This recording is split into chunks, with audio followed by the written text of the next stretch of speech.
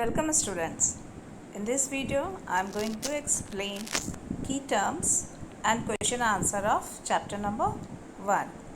Okay, let's start with key terms.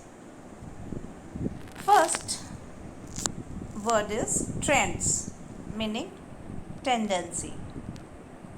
Second word is medieval, means the Middle Ages. Next is duration, means time. Next word is frontier, means border. Next, invaders, means attacker. Sixth number is archaeology, means the study of remains of human life. Seventh number is literary, means concerned with literature. Eighth word is sculptures, means art of making 2 or 3 dimensional form, isn't it? What is the sculptures? Art of making 2 or 3 dimensional form. Next word is biographies, means the story of person's life written by somebody else. Mind it. Look at here. Biography is the story of person's life written by somebody else. किसी और के द्वारा वो लिखा जाता है. Persons के life के बारे में किसी और के द्वारा लिखा जाता है. And autobiographies, here autobiographies, what is autobiographies? The story of person's life written by that person. उसी person के द्वारा जो स्टोरी लिखी जाती है उसके लाइफ के बारे में, that is autobiographies.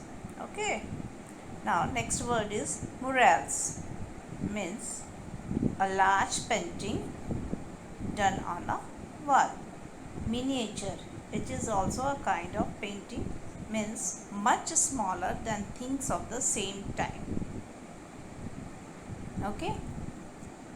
Excerpts, next word is excerpts, means some part. Next word Renaissance. Renaissance means revival of European art and literature. 15th word is chronicles. Chronicles means record. Next 16th word is decree. Decree means official order. Okay. Now let's come to the question answer of chapter number 1. Now let's begin the textual exercise of chapter number 1. First question is based on MCQ. Let's see. The common feature of manuscripts written in medieval period. The correct answer is calligraphy. Second question, the author of Tariq al-Hind is. The correct answer is Al-Biruni. Third question, a type of painting, that is miniature. Question number 4, the foreign traveler Ibn Battuta hailed from Morocco. The correct answer is Morocco. Now question number 5, a significant trend in the medieval period was the rise of these groups. The correct answer is Rajputs. Okay, now come to the true and false. Question number 1, India was called Sub-Sindhu in the medieval period. It is it is false. Sub-Sindhu was an ancient period, called in ancient period. Barani wrote the Tariq al-Firozahi. It is true. Monuments, painting and coins are literary sources. It is false. It is archaeology sources. The Akbarnama was written by Chand Bardai. It is false. Akbarnama is written by Abul Fazl. Okay. Al-Biruni accompanied Muhammad Ghori to India. It is also false. Al-Biruni accompanied Muhammad Ghazni to India. Okay. Now come to the question answer. Answer the following in one sentence. Okay. Now let's see. First question, how do royal decrees help historians? तो answer होंगे इसके, the royal decree help the historians to know about the orders given by the rulers of the period. उस समय जो rulers जो order देते थे तो उसको समझने के लिए हिस्टोरियंस के लिए वो काफ़ी हेल्पफुल होता था रॉयल डिक्रीज। ठीक है, next question is, name 2 biographies and 2 autobiographies written during the medieval period. तो ऑटोबायोग्राफीज और बायोग्राफीज, इन दोनों में क्या अंतर है आपने ऑलरेडी की टर्म्स में देखा है।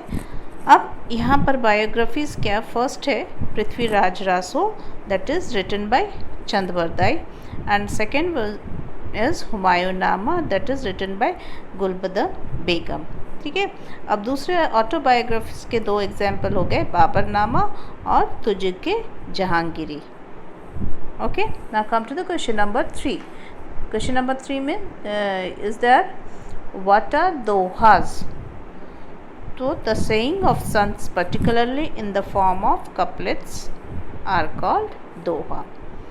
Question number 4, what is calligraphy? Calligraphy is the answer is, calligraphy is the art of writing alphabets in an artistic manner. ठीक है,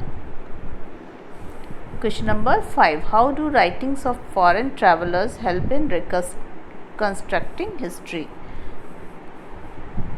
जो फॉरेन ट्रैवलर्स के जो राइटिंग्स होते थे तो वो कैसे हेल्पफुल होता था हिस्ट्री को जानने के लिए, पास्ट को जानने के लिए? तो यहाँ पर देखो, ट्रैवलॉग्स में जो राइटिंग्स ऑफ द ट्रैवलर्स उसको बोलते हैं। Travelogues are account of the period left behind by travellers. Travelogue are the accounts of the period left behind by travelers. For example, Rihala by IBN Battuta tell us about the geography of India in the medieval period. उनका जो रिहला था ना, IBN Battuta ने जो लिखा था वो India की जोग्राफी के बारे में बताते हैं मिडीवियल पीरियड में। ठीक, now come to the question number 4. Answer the following question in brief. The first question is, write about the periodization of Indian history, especially in the medieval period. ठीक है, तो इंडियन हिस्ट्री को जो है वो 3 part में divide कर दिया गया पीरियड्स को, एंशिएंट, मिडीवल एंड मॉडर्न। तो history is divided into 3 periods, ancient, medieval and modern. अब यहाँ पर जो मिडीवल पीरियड वो वेरीज करता है रीजन टू रीजन। तो actual duration of the medieval period varies from region to region. World के से एवरी पार्ट में सेम ड्यूरेशन नहीं था मिडीवल पीरियड का। फिर the medieval period is in India further subdivided into early medieval period and the late medieval period. Early medieval period duration is 700 to 1200 CE and medieval period is late medieval period duration is 1200 CE to 1750 CE. Okay, now come to the question number 2. What do you know about the materials that were used while writing literary works in the medieval period in India? Literary work में medieval period में कौन से material use होते थे literary work के लिए, तो वो बताना है। तो material used for writing medieval Indian history in the early medieval period in India, paper was not used. ठीक है, अर्ली मिडीवल पीरियड पेपर नहीं यूज़ होता था। The material used for writing included palm leaves, birch bark of birch trees and animal skin. But in the late medieval period, paper became the chief writing material. Clear? Now come to the question number 3. What are the court chronicles? Give example. Court chronicles क्या था, उसके example देने हैं। तो several scholars wrote historical accounts of dynasty of the period. These are known as court chronicles. जो court chronicles होते थे वो क्या करते थे, जो डायनेस्टीज़ होती थी वो डायनेस्टीज़ के को लिखते थे, रिकॉर्ड बना के रखते थे, रिकॉर्ड रखते थे स्कॉलर्स कोर्ट के। तो दरबार में जो स्कॉलर्स होते थे वो हर एक डायनेस्टी का एक रिकॉर्ड रखते थे. These are known as court chronicles. Some example of court chronicles are, अब उसके एग्जाम्पल आपको याद रखने पड़ेंगे, 2 3 4 जो हैं. अब्दुल कादिर बदावनीज, मुंताक उत त्वारिक और सिलेक्शन ऑफ क्रॉनिकल्स. बरानिस तारिक ए फ़िरोज़ शाही. बरानिस की जो है वो उसका नाम है तारिक ए फ़िरोज़ शाही या फ़िरोज़ शाही स्ट्रीट. फिर राज तरंगनी बाई कलहन, कलहन के द्वारा राज तरंगनी लिखी गई थी. एंड अबुल फजल्स अकबरनामा या अकबरनामा बाई अबुल फजल्स. ये जो सारी चीज़ें थी जो कोर्ट क्रॉनिकल्स थे,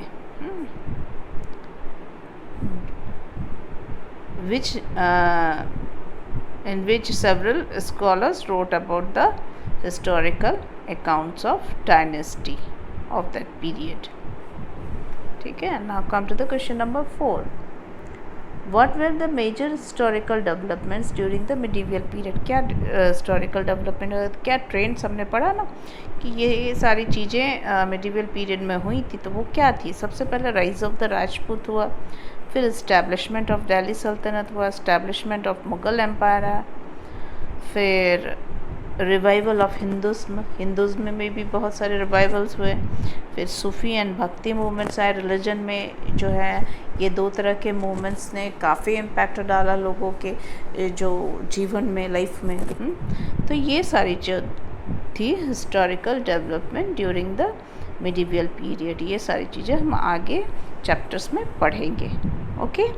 now come to the question number 5. Answer the following question in detail. Now the first question is the meaning of, in what ways has the meaning of the term Hindustan changed over the century? Over the century जो हिंदुस्तान है वो कैसे change होता गया, उसका meaning, उसका मतलब. ठीक है. तो first answer is the meaning of term Hindustan has changed in accordance with the historical context of the medieval period. medieval period के historical context के अनुसार इसमें changes आते गए. First था क्या, in the medieval period the name Hindustan continued to be popular. However, the area which covered by this name varied widely. ठीक है. हिंदुस्तान बोला जाता था लेकिन जो एरिया कवर्ड होते थे वो अलग थे.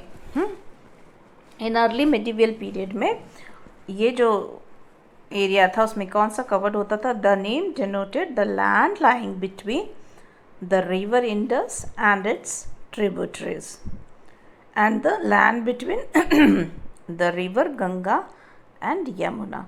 तो यहाँ पर इंडस रिवर्स और उसके ट्रिब्यूटरीज साथ में गंगा और यमुना रिवर्स के बिटवीन माना जाता था अर्ली मेडिवल पीरियड में. लेकिन in the late medieval period the name come to be denote much what is today modern India including South India. तो लेट मेडिवल पीरियड में साउथ इंडिया को भी इंक्लूड किया गया.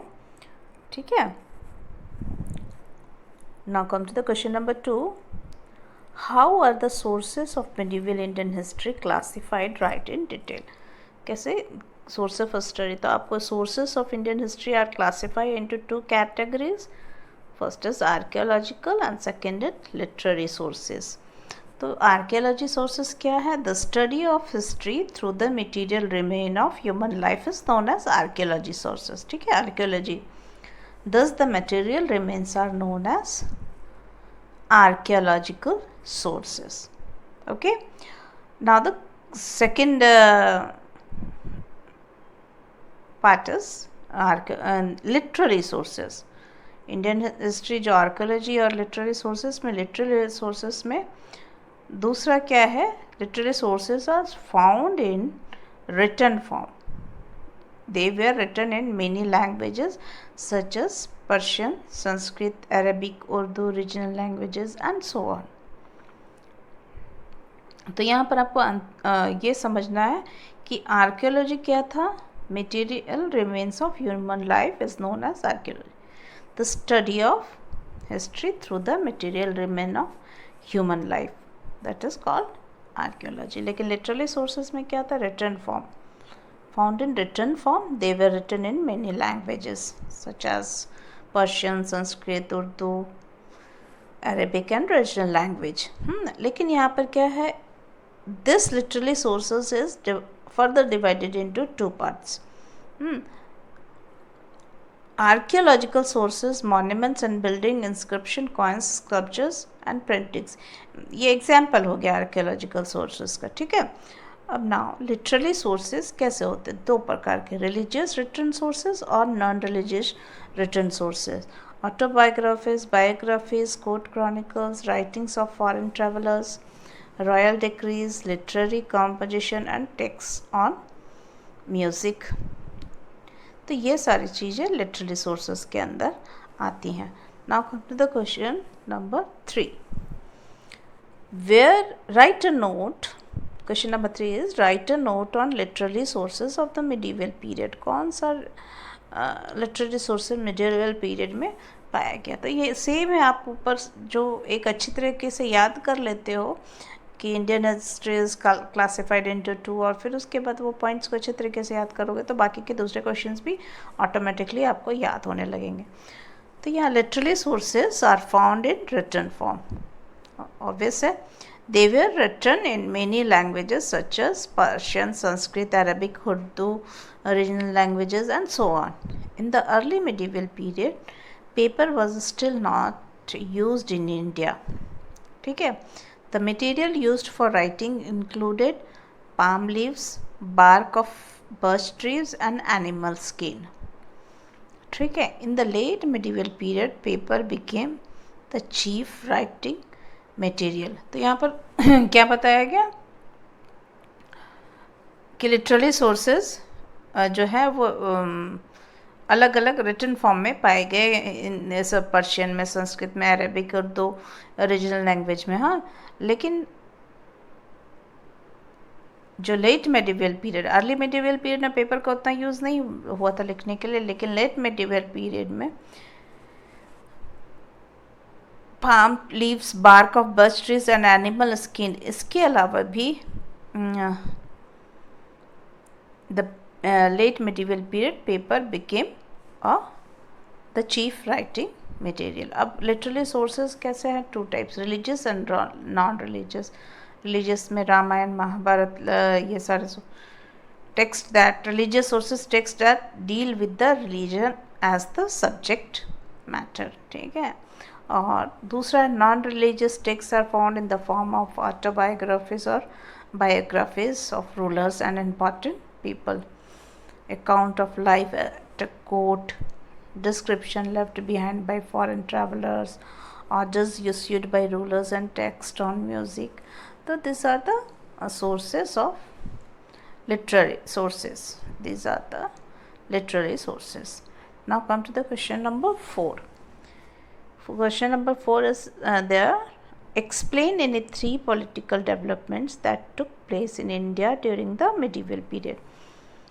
क्या 3 मेडिवल पीरियड में क्या पॉलिटिकल चेंजेस आए थे? तो सबसे पहला, following is a closer look at the political development that took place in the medieval period. सबसे पहले क्या था? राइज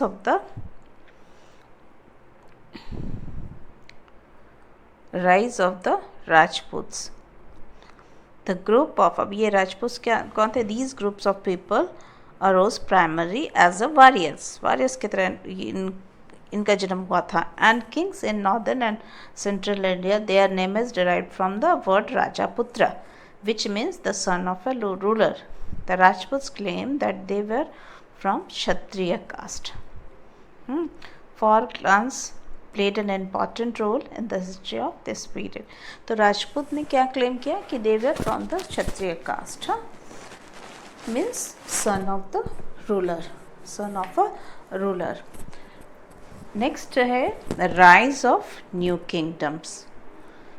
अब इसी दौरान ये जो ट्रेंड्स पॉलिटिकल डेवलपमेंट्स जो हुए थे उसमें राइज ऑफ न्यू किंगडम्स हुए.